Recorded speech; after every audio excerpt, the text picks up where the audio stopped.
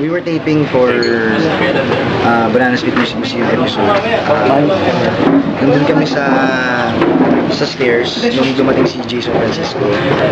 So kasama ko sila Derek Jemster, si Enrique Hill was there. Kwentuhan kami, tapos dumating siya. Tapos wala, binati ko siya. Pero I saw him in a different mood. Medyo parang may something parang bad trip So hindi ko naman siya, binati niya rin ako mabalik. And then when we were about to enter the museum, in-invite ko pa siya, kami nila James siya. Doon tayo sa loob kasi mainit sa labas So pumasok pa kami, nauna na kami nila James. Nung nauna kami, katabi ko, nanonood kami ng rehearsal. Katabi ko si James at si Derek Wall, yung assistant director. Masaya kami, nagkwentuhan kami until may sumampal sa akin sa kanan ko from my back.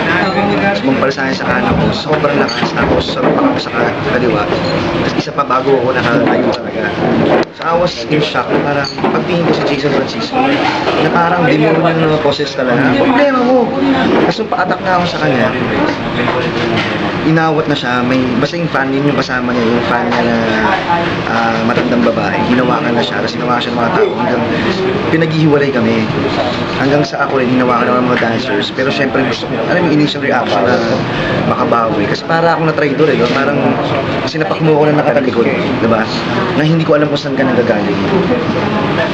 Hindi nga siya welcome kumbaga, everyone's welcome, but hindi siya invited, hindi siya pamibigay sa show namin, 2 years na siyang wala. Hindi ko alam kung ano nangyayari sa kanila ni Melay. So, hanggang yung paglabas ko, hinahabol ko siya, nalabas na talaga siya. So, doon na talaga nagsingkit sa akin na ano ba yung nangyayari. Sobrang until nung natapos yung event, hindi ko alam kung saan nanggagaling yun. And apparently yun, yung nakausap ni Jason Genza, kasi syempre, nagulat din siya, tumawag siya kay Jason Genza. At tumawag si Jason kay Melay, kasi si Melay pinakausap si Jason. Ang statement daw, well, sa second hand information, hindi ko sinabi sa nakarating sa akin na may hinanayin daw siya sa amin. Kasi daw parang lagi daw namin inaasar si Melay, tinutokso. So para sa amin, Brad, barkadahan tayo rito diba? Parang si Zanjo nga, tinutokso natin na malaking muso, si Jason Genza, malaki ulo, ako maliit, diba? Parang ano ba yun? Parang hindi namin alam, ba't di mo kami kinausap about it. And you don't do that. You just go there, manapak ng tao. Dahil lang doon. Tapos sinabi pa niya kay Melay yata daw hindi umano na parang sinabi niya, parang panoorin mo sa gagawin ko. So I want to teach Jason a lesson na you just can't do that. So ibig sabihin, hindi alam na nagsasalita ka nila. Yun din ang hindi ko pa alam. I want to talk about Melay's side. Hindi ko alam kung nagkukwento siya o nagsusumbong siya. Pero kung may sumbong man ang nangyari, I will feel bad. Kasi pamilya tayo rito, we should talk about it. Diba? Lahat naman ng problema pag napipikon, sabihin mo. Ako rin naman, napipikon din naman ako. Pero I don't do that. Kung baka sa normal, hindi lang sa Banana, sa lahat naman ng barkadahan, may asaran diba? So, Pero pag hindi siya maldito, hindi siya... Exactly. Basta ako, I just wanna file a case against Jason Francisco kasi paano kung hindi ako? Hindi pwedeng gawin yun ng kahit na sino, napuntahan ng isang artista at manapak. Hindi pwede pala yun. Na pumunta ako sa set na manapak na lang ako. At sa rason na gano'n, napakabago ka na. Oo, na pumunta ka sa set ng Banana Split at gagawin. Hindi dapat. Pero gawin ko lang pinuntahan kayo o kayo magkakasama sa pangalan? Ako lang kasi nasa audience entrance. Nasa audience area. Wala akong kasama iba artista, kasama ko lang doon. Okay. So I felt na siguro kung iba rin yun nandun, hindi ko siya. Pero nung nawala ba si Jason, wala kayong pinagkatampuhan or something kung bakit? Wala tsaka ako naman kasi, kumbaga, buhay nila yun I have few friends and ako, kasama ko sila sa set At yun nga, kaya hanggang sa dulo, pinulos ako kasi hindi ko alam na may naagrabyado ba ako. Wala naman. At yung nangyaring rason niya, napakababaw naman yun, diba? Pero bago umakyat kayo sa taas, Binati niya pa ako.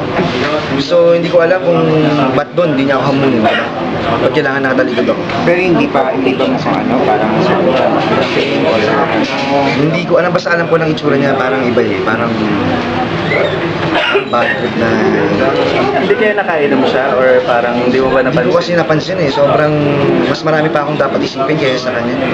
So parang hindi naman siya talaga ay parang, oh, nandiyan ka, ganun lang. So paano kunyari, ang manghingi ng ano, ang call out, Sa ginawa niya, ano, ganun, sorry na lang. Hindi ko sapakin ko rin siya, sabihin ko sorry lang. Ganun lang ba yun?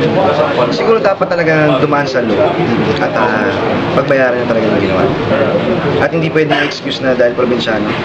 Wala namang probinsyano, lahat naman. Ano yun, dinidegrade mo yung mga probinsyano na ganun ang pag-iisip. Hindi lahat ganun. Diba? Hindi lahat ng tao ganun. Diyan, ano namang kaso ang isinampan ninyo? Well, pag-uusapan pa namin ng lawyer namin we'll give you statement siguro afterwards. So, ano nararamdaman mo ngayon dahil meron kayong show? I feel bad kasi ang laki nung ginawa niyang damage na mag-show kami Music Museum, malaking event. And ginawa niya to. Wala kaming Sanjo today, wala kaming Angelica. Tapos ginawa niya sa akin to. Parang ano ba to? Pinadala ba to para sabutahin yung show natin, di ba? Parang, but the show must go on. Nandun naman sila po and Jason guys sa to do the show. Pero after this, babalik ka ron para We'll ituloy ang see. show. We'll see. Hindi ko pa alam.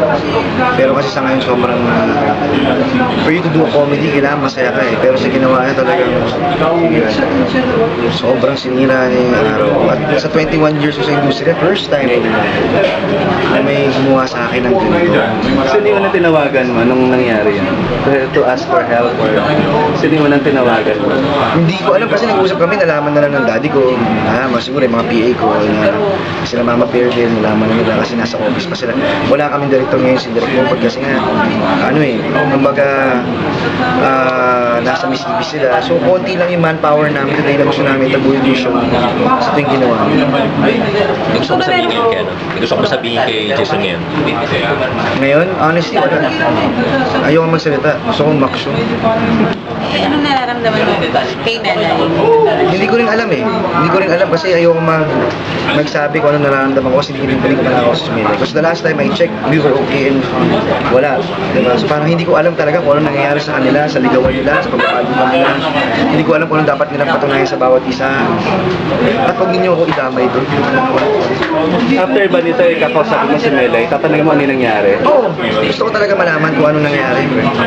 Sobrang hindi ko talaga alam kung saan nanggaling. Para siyang bangungot na nakatalikod ka pa yung parang totoo ba itong nangyayari habang ginagawa sa'yo.